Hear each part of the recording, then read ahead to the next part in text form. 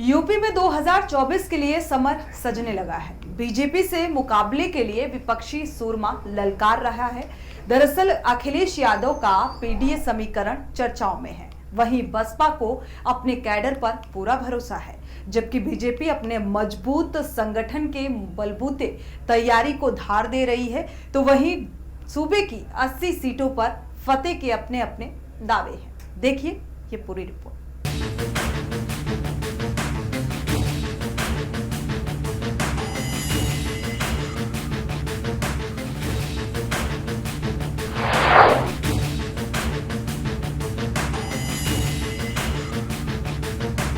UP में 2024 के लिए सजने लगा समर। बीजेपी से मुकाबले के लिए ललकार रहे सूरमा।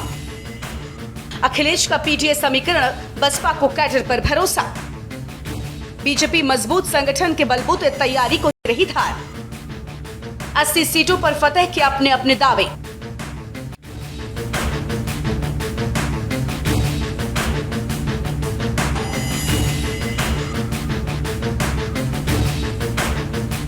दो 2024 में होने वाले लोकसभा चुनाव में भले ही अभी समय हो, लेकिन उत्तर प्रदेश में सियासी दल चुनाव की तैयारी के साथ मोर्चे पर डटने के लिए साजो सामान जुटाने लगा है। यानी जनता का ज्यादा से ज्यादा समर्थन पाने पर सभी का जोर है। बीजेपी का जहां पूर्वांचल पर खास फोकस है, तो वहीं अब समाजवादी पार्टी के मुखिया अखिलेश यादव कलरत करते नजर आ रहे हैं।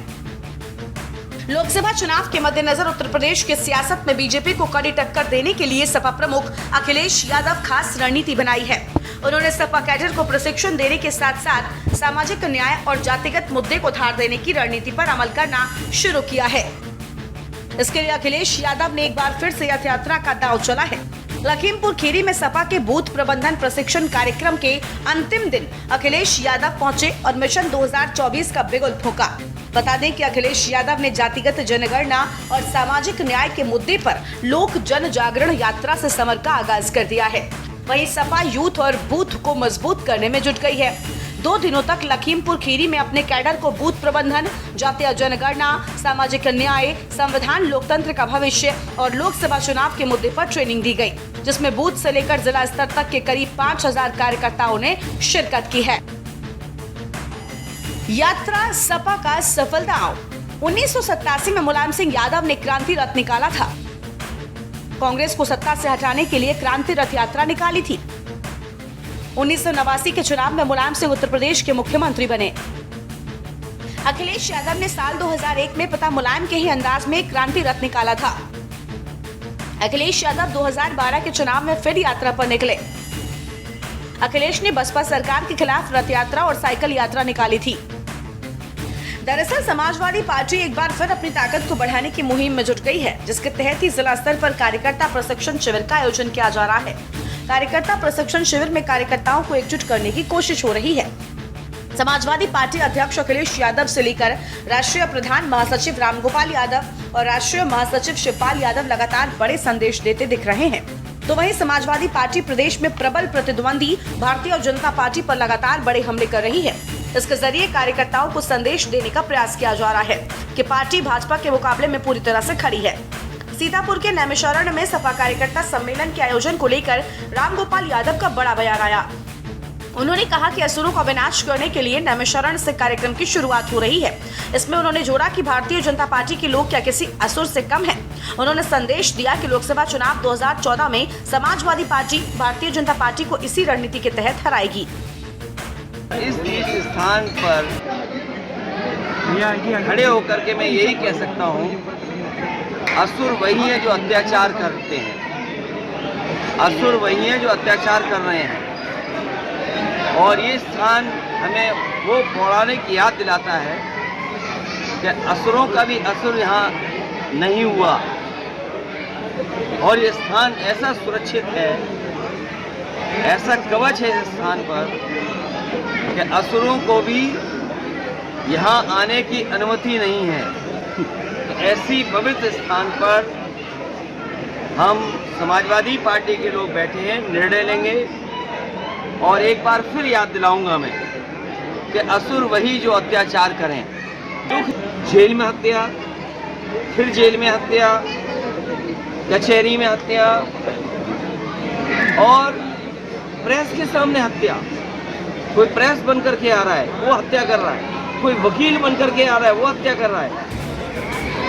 क्या यही उत्तर प्रदेश का लॉ एंड ऑर्डर है? वहीं बिहार के मुख्यमंत्री नीतीश कुमार ने 23 जून को पटना में विपक्षी पार्टियों की बड़ी बैठक आयोजित की।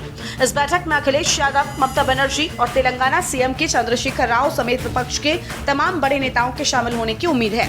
नीतीश कुमार की कोशिश है कि कांग्रेस के बिना कोई गठबंधन न तैयार हो।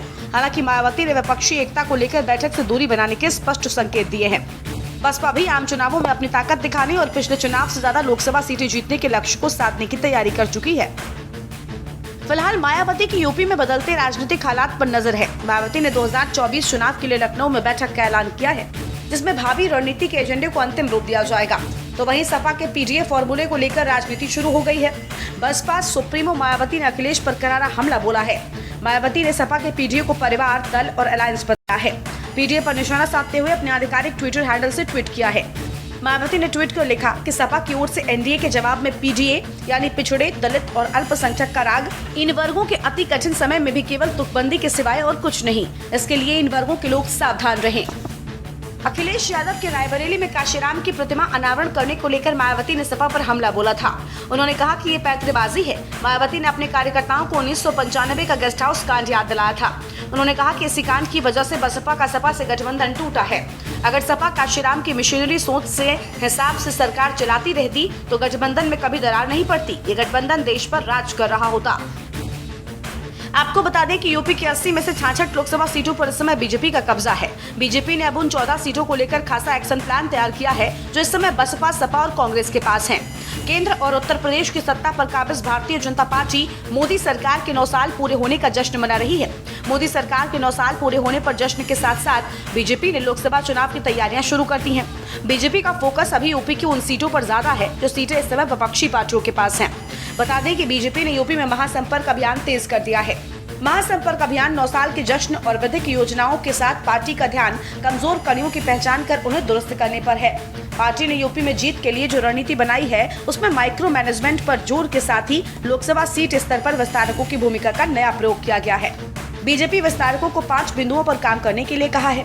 बीजेपी के प्रदेश अध्यक्ष भूपेंद्र चौधरी और संगठन मंत्री धर्मपाल सिंह ने लखनऊ में विस्तारकों के साथ लखनऊ में बैठक की। इस बैठक में विपक्ष के कब्जे वाली 14 सीटों को लेकर विस्तारकों को बूथ लेवल पर संगठन का ढांचा दुरुस्त करने के साथ ही प्रभावी मतदाताओं के साथ संपर्क करने में पार्टी के लिए सेतु का काम करने का टास्क भी सौंपा है। बता दें कि बीजेपी ने 2024 में यूपी की सभी 80 सीटें जीतने का लक्ष्य निर्धारित किया है। हारी 14 लोकसभा सीटों के तहत आने वाली 84 विधानसभा सीटों के लिए विस्तारक भी तय कर दिए गए। लखनऊ में इन विस्तारकों की बैठक भी हो गई। इसमें इससे जमीनी स्थिति को लेकर फीडबैक लेने के साथ ही 5 बिंदुओं पर टास्क सौंपा गया। इसमें सबसे प्रमुख टास्क है 22,000 बूथ पर फोकस, जहां 2019 में बीजेपी की स्थिति काफी कमजोर रही थी और कम वोट मिले थे। बीजेपी ने विस्तारकों को बूथ लेवल पर पार्टी को मजबूत करने के लिए काम करने, ऐसे प्रभावशाली लोगों की सूची बनाकर उनसे संपर्क में पार्टी के लिए सेतु का काम करने के लिए कहा, जो मतदाताओं को प्रभावित करने की स्थिति में हो। विस्तारकों से ऐसे लोगों की सूची बनाकर नाम और पते के साथ पार्टी नेतृत्व को उपलब्ध कराने के लिए कहा गया है। विस्तारक बूथ लेवल कार्यकर्ताओं के कामकाज पर भी नजर रखेंगे। विस्तारकों को एक काम और सौंपा गया है, वो है दूसरे दलों के लोगों को बीजेपी से जोड़ने का काम। बीजेपी दूसरे दल के ऐसे नेताओं को चिन्हित कर उनको पार्टी से जोड़ना चाहती है जो किसी कारण से अपनी पार्टी से नाराज चल रहे हैं या वहां हाशिए पर हैं। ऐसे लोगों से संपर्क का काम भी विस्तारकों को दिया गया है, इसलिए वो इनकी सूची तैयार करके प्रदेश नेतृत्व को भेजेंगे। इसमें पिछले चुनाव में असरदार भूमिका निभाने वाले दूसरे दल के नेताओं को छांटा जाएगा। फिर पार्टी से हरी झंडी मिलने के बाद उनको बीजेपी में शामिल करने की कोशिश की जाएगी। वहीं बीजेपी ने विपक्षी दलों की कब्जे वाली 14 लोकसभा सीटों के 84 विधानसभा क्षेत्र, 22,000 बूथ पर पार्टी कार्यकर्ताओं की गुटबाजी खत्म करने का जिम्मा भी विस्तारकों को सौंपा है। विस्तारक अपने स्तर से अलग अलग गुट में बंधे कार्यकर्ताओं को एकजुट करने, उनकी नाराजगी दूर करने, उन्हें मनाने की कोशिश करेंगे। अगर इन सारी कवायदों के बाद भी गुटबाजी खत्म नहीं होती है तो इससे हवा देने वाले कार्यकर्ताओं की सूची विस्तारक सीधे प्रदेश नेतृत्व को देंगे। विस्तारकों से यह भी कहा गया है कि उन विधानसभा क्षेत्रों में बड़े नेताओं की रैलियों और पार्टी की ओर से आयोजित किए जाने वाले कार्यक्रमों को लेकर जमीन तैयार करें, जहां पार्टी कमजोर स्थिति में है। यूपी में बीजेपी को 2014 की अपेक्षा 2019 में 9 सीटों का नुकसान उठाना पड़ा था। ताजा तस्वीर यह है कि यूपी में 80 में से 66 सीटों पर बीजेपी के सांसद हैं। प्रदेश की 14 सीटें ऐसी हैं जहां बसपा, सपा और कांग्रेस के सांसद हैं। बीजेपी का पूरा फोकस अब रायबरेली, मैनपुरी, लालगंज समेत